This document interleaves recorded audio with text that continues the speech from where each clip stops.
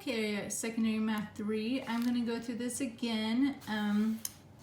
If you haven't picked up this packet, it's okay. There's just a lot of writing you're going to do for this next lesson. Again, we do not do these Zoom codes anymore because of predators. But today's 10.2 lesson, it's going to go over a lot of vocabulary. And it's all in here. So I'm just going to highlight a few things that I think you should know. A population is a collective data or whatnot. And so like it's going to give you an example, like in the United States, a survey of this many people are found that this many people of them own at least one pet. Okay, so what it's saying is the population is people that are 18 and over. Okay, and this next one, to estimate the gas mileage of new cars sold in the United States, and consumer advocacy group test 840 new cars and finds that they have an average of this many gallons per blah, right? So again, the stipulation or the narrowing of it is that it's mileage of new cars sold in the United States. So a population is a description. On the other hand, find a different color. A sample is actually like the number.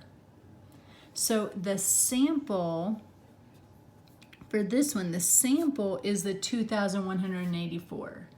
For the next one, the sample is the 845.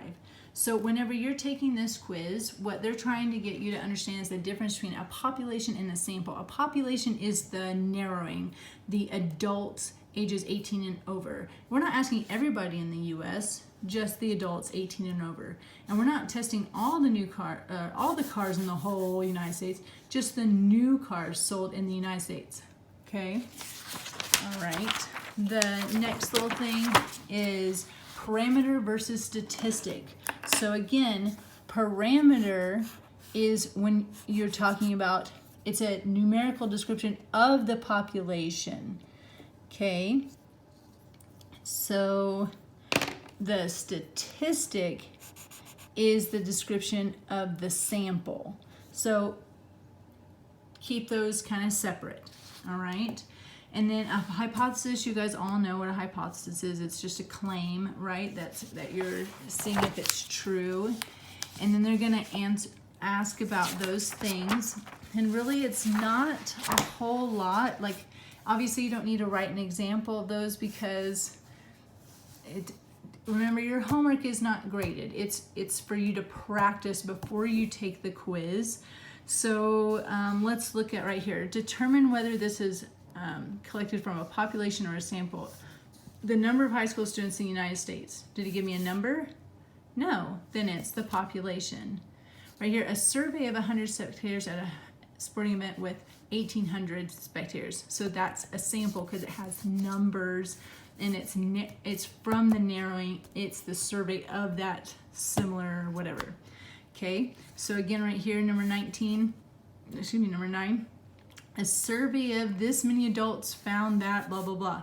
So what's the population? Those adults ages 18 and over. What's the sample? It's that 403. Okay, all right.